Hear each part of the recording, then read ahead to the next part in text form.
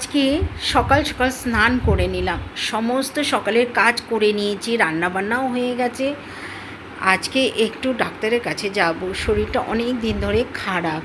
সেই কারণে তোমাদের দাদাভাই অফিস থেকে আসবে, এসে আমাকে নিয়ে যাবে ডাক্তারের কাছে।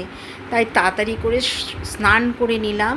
আর দেখো এখন বেশ ঠান্ডা ঠান্ডা লাগে, স্নান করার পর একটু স্কিনটা টানতে থাকে, একটু ক্রিম না মাখলে হয় না, তাই একটু ক্রিম মেখে নিলাম।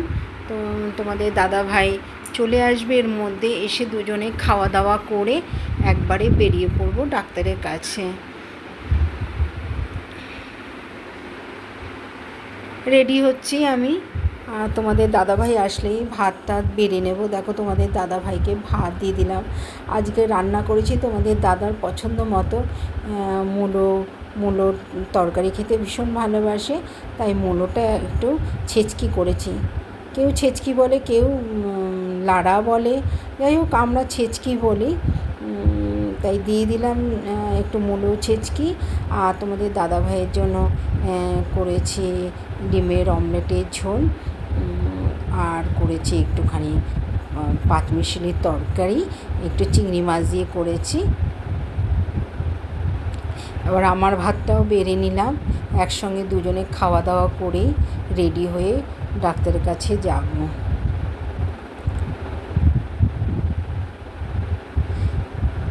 ডাক্তারের সামনে সেরকম খাবার দোকান নেই, তাই ভাবলাম দুটো ভাত খেয়েই যাই, না হলে খাওয়াটা আবার দেরি হয়ে যাবে।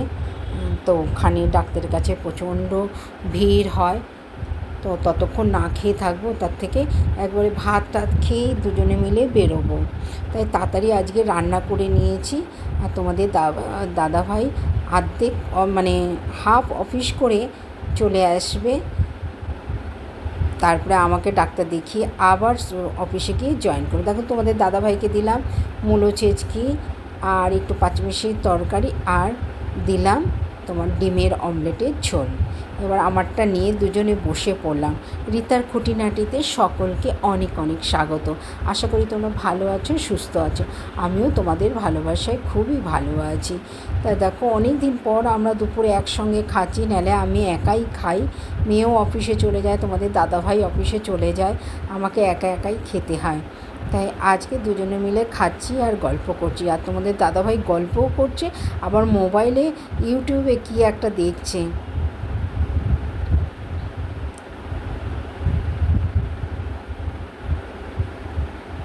তোমাদের ব্লগটা কেমন লাগলো কমেন্ট করে জানিয়ে, আবার নতুন ব্লগে তোমাদের সঙ্গে দেখা হবে।